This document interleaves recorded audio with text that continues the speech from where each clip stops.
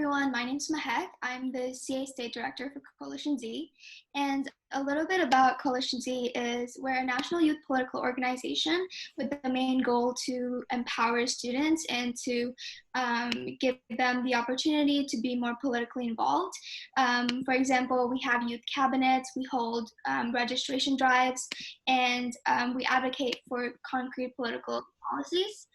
And another goal of ours is to drive change in our communities through political, action.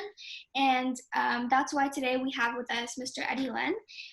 He is the founder of NexusEdge Education and the goal of this organization is to democratize access to economic opportunity and basically so that every student has the opportunity to get an education regardless of their economic background. I'm going to hand it over to Mr. Lin now. Hey, thanks, Mahek. I think it would be, feel free to type any questions in the chat at any time, just to make sure that we're always talking about something that really resonates with you. I think it's very important also that I give a little bit of my background so you can kind of understand why I've arrived at what I do today and how this might be relevant to what you're working on as well. First off, congratulations on being politically active in this generation, because it is not easy. And it is a demographic that candidates always looking for more voters on. So you do have a lot more power than a lot may realize. It's just getting people together. It seems like you're taking wonderful first steps on doing that. So congratulations on your empowerment. You can make a big difference. And in these, as we work more with the government, these policy decisions really do impact your daily lives. I think maybe now in the last few years more than ever, that's become apparent. But anyway, back to my history was when I was graduating college back in the day, I did not know what I wanted to do. And most people didn't either. So if you don't know, you're not alone. Either people are mostly pretending or they're just guessing randomly and they get something that seems cool and they just go with it. So I was clicking every box in recruiting. When you do college recruiting, they have lists of companies. You can check like every single box, and then you get some interviews, and then you interview with that company. And if it works out, you have a good relationship with them, they like you as a candidate, you can actually get you get a job. So one of them, I started my career at UBS Investment Bank in New York, even though I'm from Texas. Met a lot of great folks there. Actually, I met my co-founder for NexusEdge there too during orientation. So it's a really interesting thing that, hey, you never know what happens. Like 15 years from now, you may end up working with someone that you met, you never thought you'd be working with. After UBS, I worked at Goldman Sachs, which you may or may not be familiar with right now as an investment bank. This was during the financial crisis too, which is really an interesting time to see what would happen. It's a little bit like this, but a little bit different. It felt like the sky was falling. A lot of insurance companies and other firms are losing tens of billions of dollars. Bear Stearns and Lehman Brothers, which have been around for over 100 years, have been collapsing as firms. So really, the US is in a massive economic crisis, and here we are coming full circle again.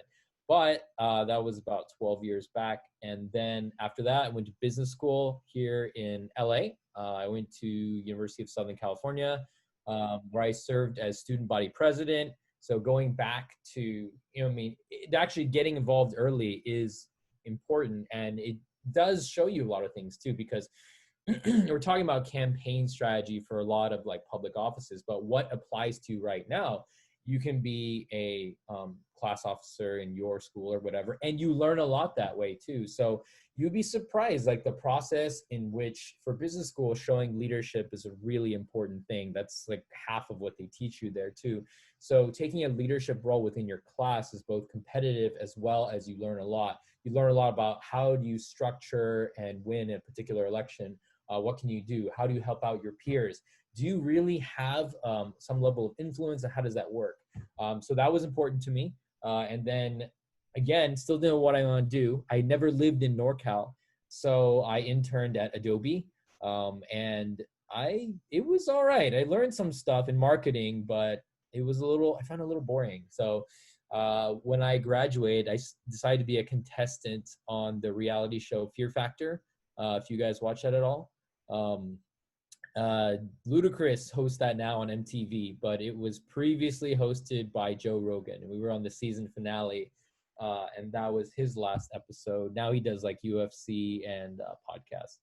And then after that, I decided to work in entertainment, which I thought was really interesting. I worked at Live Nation, Ticketmaster. People always comment on guitars. No, I don't actually play any of them. And all these things on my wall, they represent concerts that I put on too. And that was a really interesting industry that now has some challenges because of COVID. And then I saw a lot of my peers starting their own companies that they actually, in things they actually care about. So I noticed from back in the day, a lot of my colleagues at Goldman Sachs and all the investment banks, I was like, well, you guys run financial services. Why are you running fashion companies, media companies, advertising companies, and now we're running education company? Because this is what we all actually cared about anyway. So it turned out years later, we took the skills that we did build, so it was not a waste, and to actually start our own things. Now, so I was running through, okay, so the things that, like what we do at NexusEdge is that how do we make sure that you notice that there's flaws within the education system right now. You may wonder in high school, what you're learning right now, does this actually have to do with your life career? Does any of this actually help you? Me doing Zoom calls right now with our high school classmates, the answer is usually absolutely not for the most part. You may be worried about your calculus AP right now. I got a 5. Does anybody care? No. Does anyone care like 5 years later, 10 years later, 20 years later? I can guarantee you the answer is no. Same for all the rest. And you'll see what happens too. Even college stuff, it doesn't really matter as much as you would think right now as perspective. So for example, on our last Zoom party, someone decided to go bake a keto cheesecake, and everyone on the call, one person had their BS, MS, and PhD from MIT. Now she just does stuff that has nothing to do with science. We had another guy who was a PhD in computer science from UC San Diego, and he graduated with above a 4.0 in electrical engineering computer science from Cornell. We had another guy who graduated business school from Berkeley, and another guy who graduated from Duke Medical School. And you know what? All this stuff doesn't matter. So what you realize on the Zoom call 20 years later, is I'm gonna give you this perspective, is do something you actually care about, because that's what actually matters in the end. Sometimes you'd be pressured into stressing about these things right now, about college and all this stuff. And then looking back, I can tell you right now that this is where we are. And then something that's really interesting too is that from what we decided to do is how do we solve that problem of what we learned? How does this actually become useful to other people? How do we reshape education where people actually learn something and can make an impact upon society? How do we make this equal? Because some people go to schools where, like, yeah, they have better teachers, but what about the people in neighborhoods that don't have better teachers? They are fundamentally a little bit at a disadvantage now when it comes to applying for those jobs. We've seen that throughout the years too. So how do we make everything equal?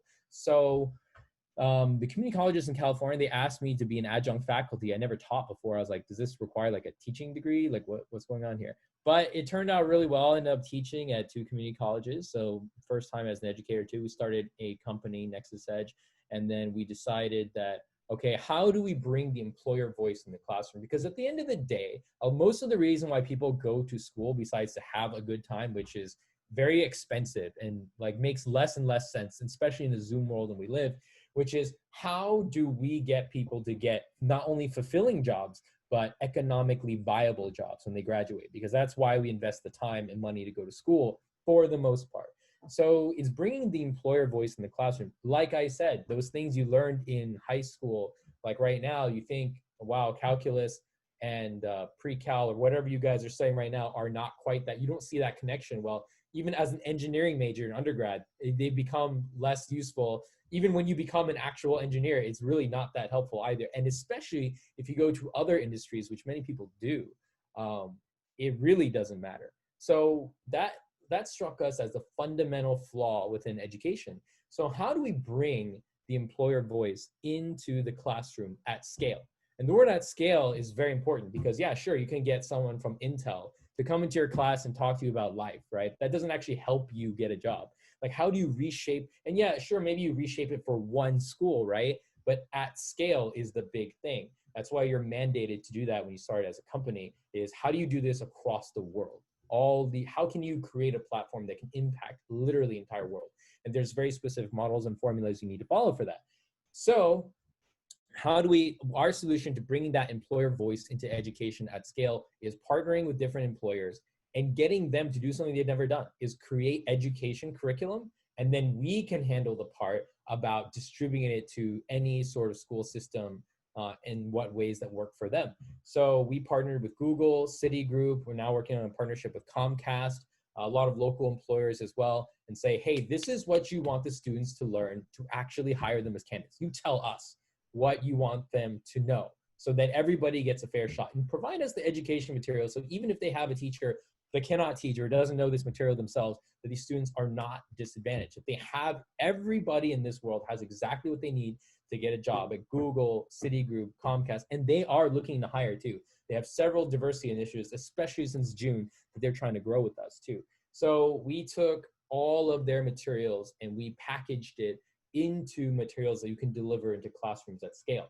These are a combination of multiple choice questions. These are a combination of free response, but they really help evaluate the candidates, and they help you learn not only what is it like to work at Citigroup, but what is a project that they issue to their students like right now, because they want you to work on it to both see if you're a viable candidate for their firm, at the same time deliver value to them as a business. And that is so much more practical than a lot of theoretical stuff that's being taught in schools right now. So we are in the business of revolutionizing education for the greater economic benefit of the students and greater benefit of the world, is the idea. So as we continue to scale that, there's a lot of challenges along the way, particularly with the education system. And if you work within the education system, you naturally get more involved within politics. And I think that ties into what you guys are working on as well. So I thought it'd be interesting too, is just because of yesterday's news, I thought it would be fun to share this particular image on my screen, because living in California, it's very important to meet your senators or the staffers in the senator's office. So there's a picture with Kamala Harris. I really believe in her as a candidate. I think she's a great person. She shows a lot of enthusiasm. She seems to genuinely actually care about educators, because that's what we were there for. So I'm happy about that. And you can actually make big impacts within government, because these are all policy changes, and policy impacts basically everything. And you may not see it right away. It may take a long time to really get done, but being able to mobilize like you have at scale, remember those are words I'll use, at scale, and creating a model that scales, you can create massive change. Because I haven't looked at the stats, but anecdotally, it seems like you represent some of the most untapped markets, that they're all for creating deep societal change. So, I mean, I know I could go on a lot more about like careers and what we do as an actual business, but please put in any information in the chat that you would like to know about more particular before I take a dive in each direction. This can vary everything from questions people ask me in the past, vary everything from fear factor to what's it like to work in entertainment, what is it like to work in banking, how do I get a job in this thing, do these things really matter? Like when starting a company, like what are the most important things you think about? What do they teach you in Techstars? How do you bring upon venture capital or angel investors? These are all very deep topics, and every audience has a little bit more affinity towards another topic. So I'm actually more curious at which one of those topics interests you more. So feel free to just type in whatever. Okay, here we go. What are some of the most important factors in making successful transitions in very different industry sectors? Yes, I've done a full hour-long lecture on this very thing. So we'll keep it brief and see if this heads in the direction you're looking for. It's something called transferable skills. Because I wish I showed this to you, is when I was switching to entertainment, I was competing. They chose one person out of like 1,000 applicants. And the vast majority of them had worked in entertainment before. And I was applying for a job at the world's largest concert producer with a not that great knowledge of the breadth of the music industry, zero experience in the music industry, and pretty much just a lot of things that I'm just not exactly the perfect candidate for it. But you take the skills you learned at, say, Adobe within marketing, you can kind of spin that and say, these are the skills I learned within marketing that can help you grow that side of the business. oh, I was in investment banking at Goldman Sachs. They have really high standards. They teach you very different best practices within corporations that can help you grow your business. And then the shenanigans on top of that is I printed out, because I worked at Adobe, I had free like Photoshop and InDesign. So I printed out a free trifold brochure using their software, and it said all about Eddie Lin, why Eddie Lin is the best, most awesome person to do this actual job. And then it had ridiculous pictures of me holding koalas, total like nonsense, but it looked really professional. And then I called the guy who was my future manager. I was like, I'll pitch you why I am the best candidate. He's like, really? I was like, really? He's like, coffee bean Saturday at 11 a.m. Like, you got it. I hung up the phone. I was like, I don't know what I'm doing. What does this even mean? And then I called up my friend. I was like, I think I just committed to something. I don't know what I'm really going to do. Right. So then he's like, no, it's cool. We got this. So he's like, we came up with a scheme where we got a $50 bill. And then I got to Coffee Bean 2 hours in advance with my 3 printed brochures that said how Eddie Lin is awesome, which I can go fetch. I know exactly where it is. Let me know if you guys want to see it because I can go grab it in like 10 seconds. And then we gave the barista 50 and said, when this guy comes, you call him by his name and then take his order like this is a restaurant. And then she did. She came by and she says, hey, like, how are you doing? I called him by his name and is like, what would you like to eat? This is what we have. This is Coffee Bean. Like, imagine this is Starbucks for those of you not in California. Like, they don't really come and do that. In fact, then her manager came by and was like, what are you doing out here? You're supposed to be behind the register. Like, why are you talking to these individual customers? And the whole time these lecturers like, oh my goodness, I got this girl fired. I am so screwed. I feel really bad. But she came through. He was so impressed. He was like, I had 2 coffees waiting for him to start and then had someone come take the order. And he's like, how did you do that? I'm like, this is what I can do for your company. It's like magic, whatever. So we had a combination of a gimmick. We had a combination of transferable skills on the resume and taking the previous work history and then also having them take a chance because that was part of it too. And so I did get that job at Live Nation. As you can see, got a bunch of guitars as a result of it. One that didn't work, I was applying for at the same time, was Universal Music. So I decided that I would just cold call them. So I looked at the job description. I was like, that's interesting. I looked on LinkedIn, who would best fit this job description? And then I looked up the general number for Universal Music and I just called the number and asked for that person. And she's like, I'm not the right person for this, but I really like your hustle. So I will give you the name of the person hiring for this as long as you promise not to tell them where you got it from. I was like, done. So she gives me a number, like hang up, redial, and I asked for him and I got the interview based off of that. So to answer your question, tying that all back together, now that I've given you those examples, now making those successful transitions are setting up your previous work history to give you flexibility in a lot of different career paths. Work hard when you do those too. Frame it differently when you're applying those jobs, but then throw in those little hustles and gimmicks if it really does take that. In investment banking, probably don't throw in the gimmicks, but hey, you know what? It works in some other industries. Entertainment, they appreciate the hustle. So that kind of stuff too. They also said, I really like your cover letter.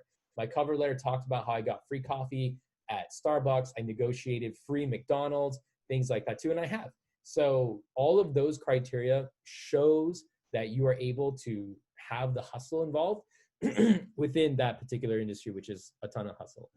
So all of that builds up and helps along the way. So think about this as you grow your career now. Can big companies like Google, Apple, Amazon achieve equity despite they acquire huge profits? How companies generally commit to equity and good practice? I think they can achieve equity, and they do shoot for that. I think profits and equity are not as misaligned as you think. I think where that might come from is that high salaries can actually create inequity in society because some people get paid more than others. So I think we're addressing that specifically because we actually view that the same way, is how do we get big companies like those you mentioned to actually hire those students? Because you think about, I worked in most of those, like a lot of those places, and then I also taught at the same time at a couple community colleges, and I was like, you know what?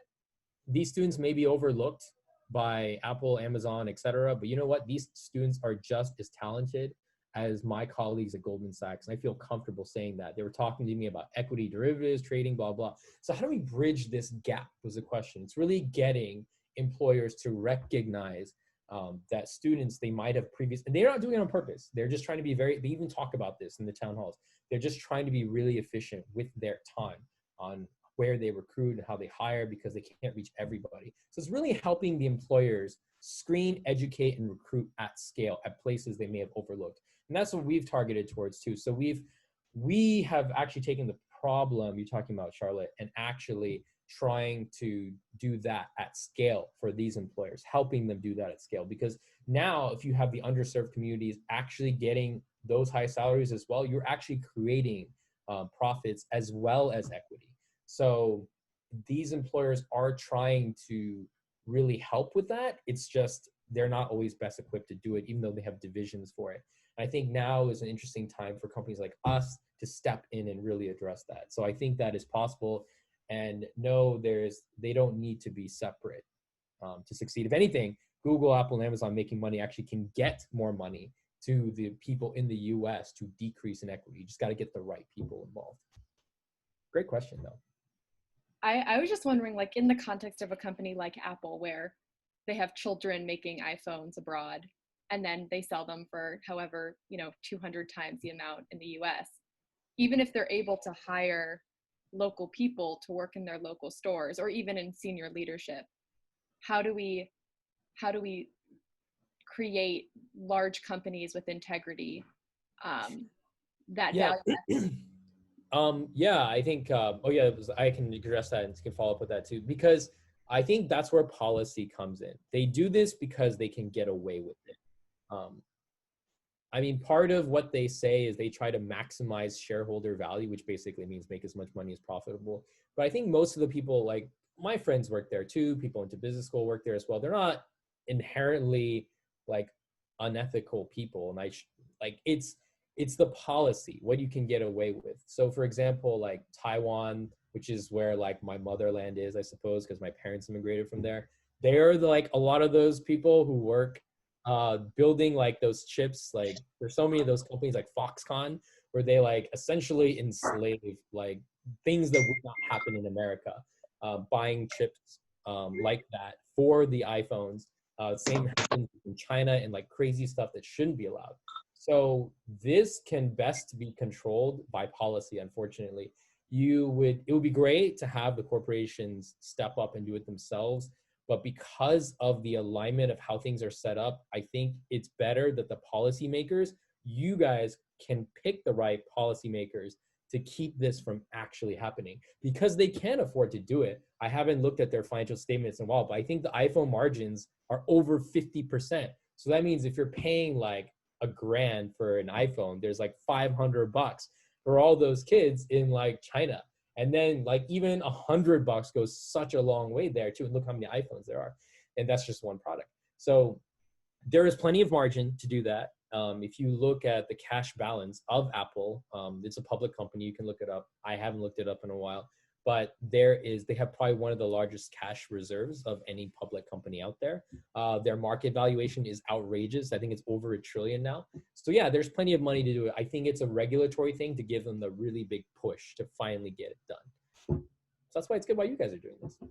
There was another question where people were talking about. Yeah. So, I mean, my question was going to be more along the lines of like, what should be in the hands of corporations and businesses, and what should be in the hands of the government. I mean, if you want to go a little bit more in depth, like what is concrete policy that you think could be to regulate things that are getting out of hand, and the inequity that is kind of like pervaded and created by capitalism in America. Yes, unfortunately, corporations will do everything they can to actually try to maximize their profits. So if there is a loophole that they can find, they will definitely take advantage of that. So I guess, unfortunately, it's just really making sure the policymakers you elect are good people, highly accountable people, people with good values, people who represent you, and know that they want to shut this stuff down, because there's so many moving pieces. I think you saw another thing where it's like, I forget the name of the corporation. There's like some military part that was like $2,000 right? For like a cog in a wheel of like one machine, right? And they were essentially exploitative of the US government as an actual client. And AOC talked about how that could buy many, many vials of insulin. And that's important for me because I was recently diagnosed as a diabetes type 1 person like 2 years ago. So that kind of stuff matters to me, right? Like I can tell you about my own struggles within like getting healthcare and how even though like we've talked about how poor it is in other countries, it's really better. And like there's so many flaws in their healthcare system to this day that I have personally experienced because I have all these problems like diabetes type 1, epilepsy, thyroid things. Like I've really run the gamut of stuff. Eating live bees on Fear Factor. Like I feel like I have a really intimate understanding of how inequitable our healthcare is. And that's something too that needs to be fixed from a policy government perspective. So it's really about you being able to mobilize and get the right people elected, because no matter how much money flows into the system, you guys can get enough people to overtake that. You can get the votes that beats that. In other countries, look at Australia, where everyone is required, well, all citizens are required to vote. And things like that would really turn the tide among a lot of areas you see right now, which is clear inequality within the system. And I think healthcare, I could tell you 500 stories about healthcare that are crazy, that you wouldn't even believe is America, and that I've lived. Did I answer the question? Yeah. Just like following, I mean, what do you think of the roles of like billionaires and millionaires, and also like should they exist in our society? I think there's a way to tax it to make it equitable, because there are, I mean, while we respect that they have done a lot to do, I mean, think about these things, they have added value. The iPhone has changed a lot of people's lives. Like that has added Samsung and all their the Galaxy and all that stuff. And because of that, now we have things like Uber that can do things that really do improve our daily lives. Smartphones have done so much. Like, yes, there's issues with like the sharing economy, food delivery and stuff like that too. But it provides all this innovation. That upside has created the innovation that is possible within the US. And like look at Amazon, like if they weren't incentivized to have that upside, I highly doubt they would make like soap show up at your doorstep in like 2 days. However, it is up to, I think, the regulatory bodies and their own personal responsibility, like to actually create a system where it is a bit more equitable. So you do provide them some amount of high upside. At the same time, make sure they're paying their fair share, because they're not paying their fair share for the most part. And if they did, I think it would work out. The numbers would work out pretty well. Fortunately, I think there's something called the Giving Pledge, where a lot of billionaires like Warren Buffett, and then you got those other foundations, the Bill and Melinda Gates Foundation, CZI, which is the Chan Zuckerberg Initiative. They do a lot. They pledge like 99% of Facebook shares, and they do a lot of work. And we've worked with them on this, on doing a lot of education and health initiatives too. So they have committed to that. They do stuff like that as well, but that's not everybody. I'm sure there's tons of billionaires you don't hear about that don't do things like that.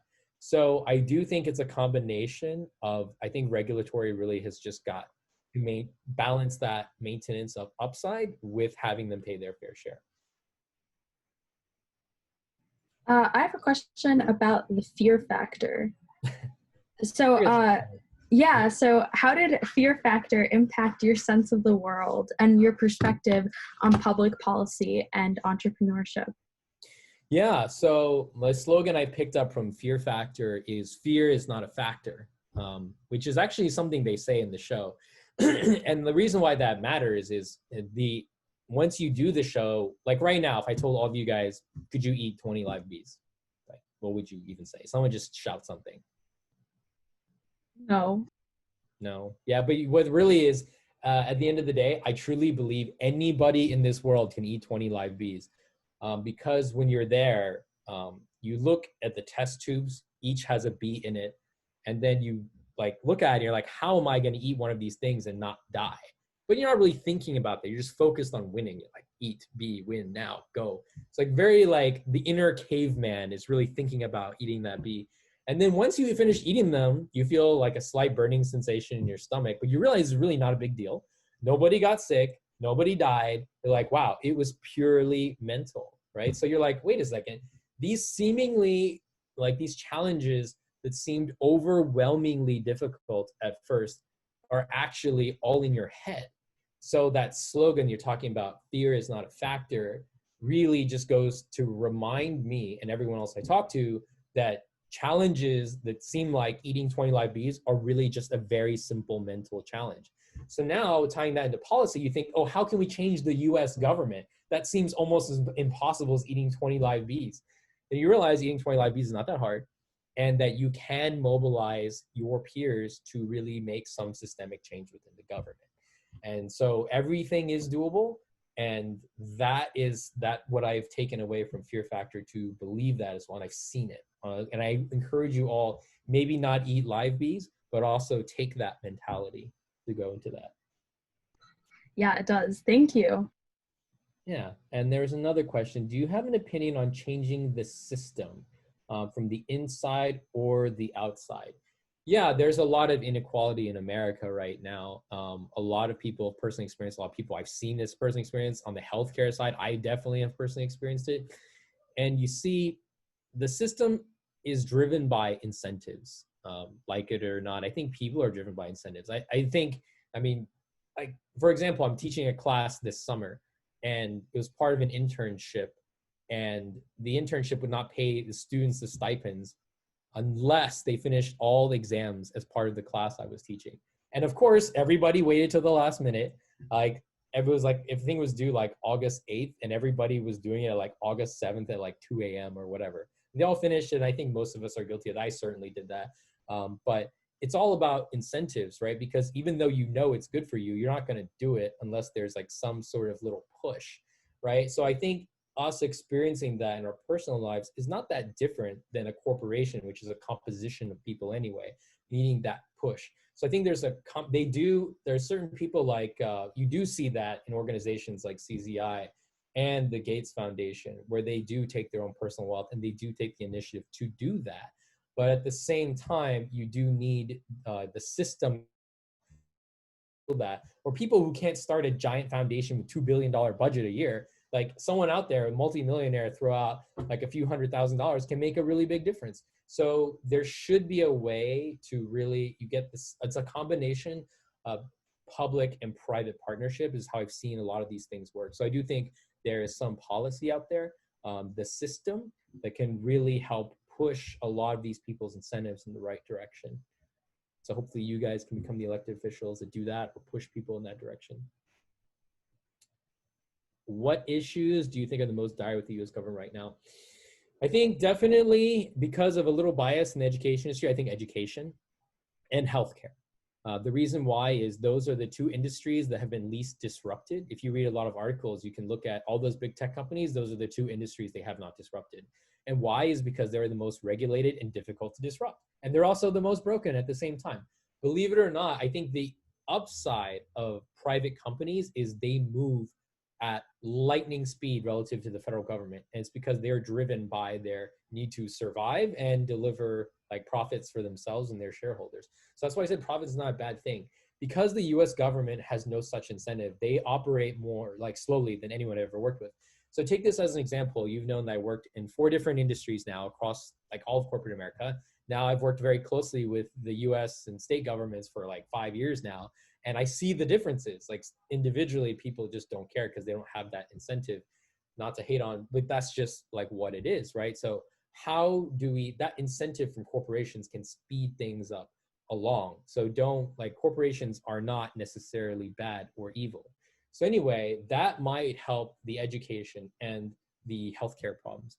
So our healthcare system is pretty crazy right now. If you look at like the costs, I think there's like articles saying that most Americans can't afford a $400 emergency medical bill right now.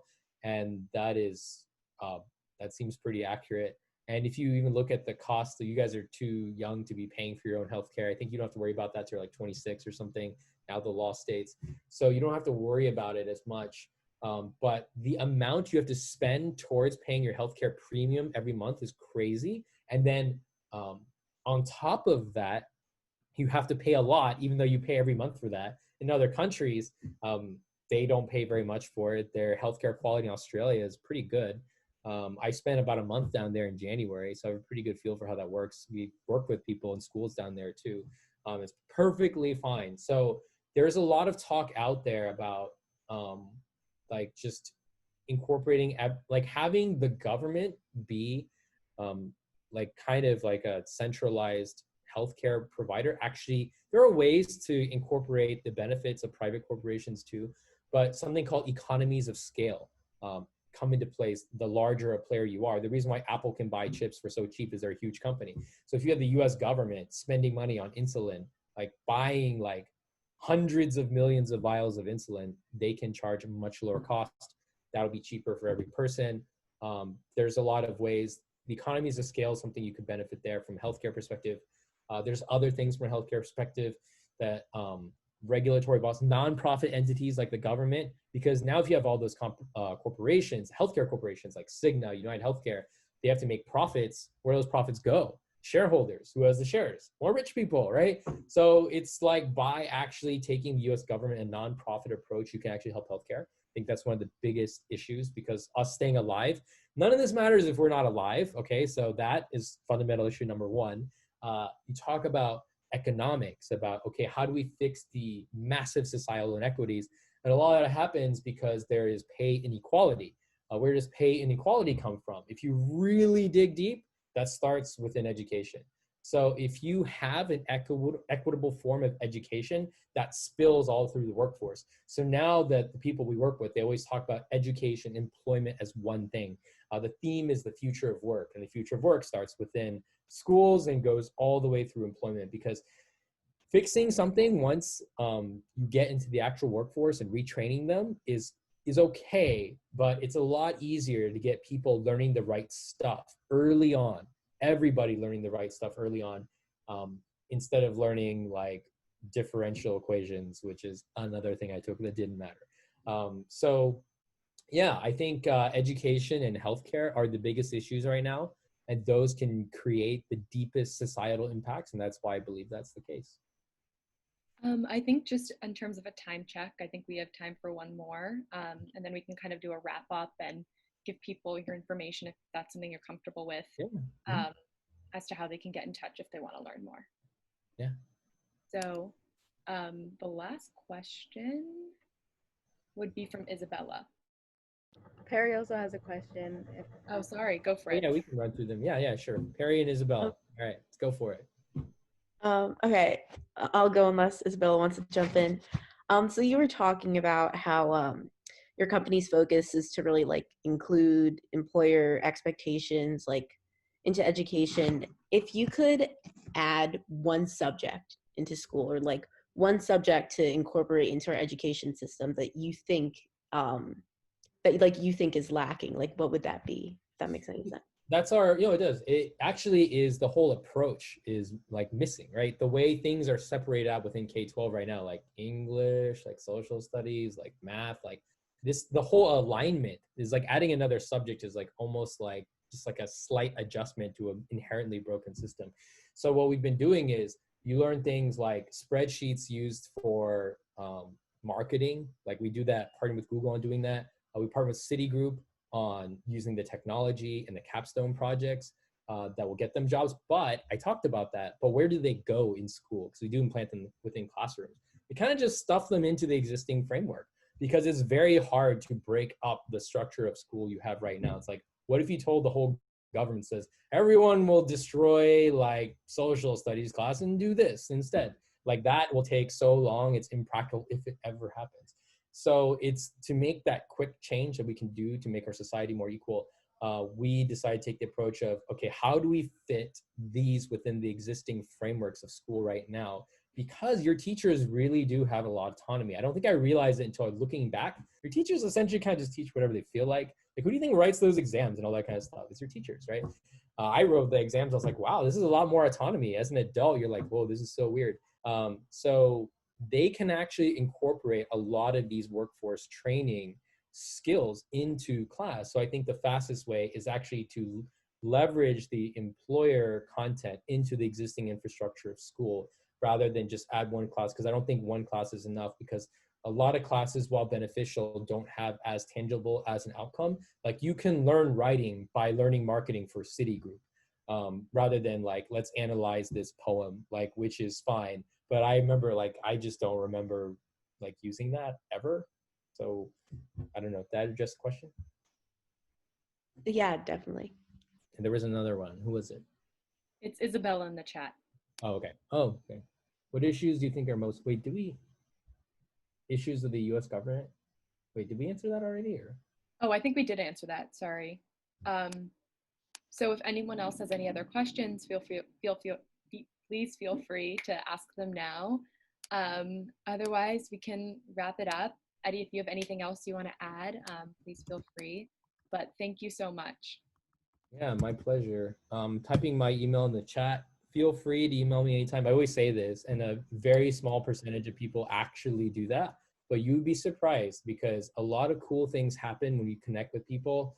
And this whole thing, like I do this, I guess, lecture at UC Berkeley and USC every year.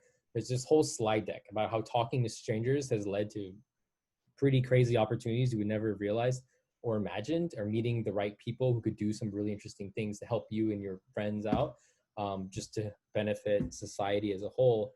And that all happens with talking to strangers.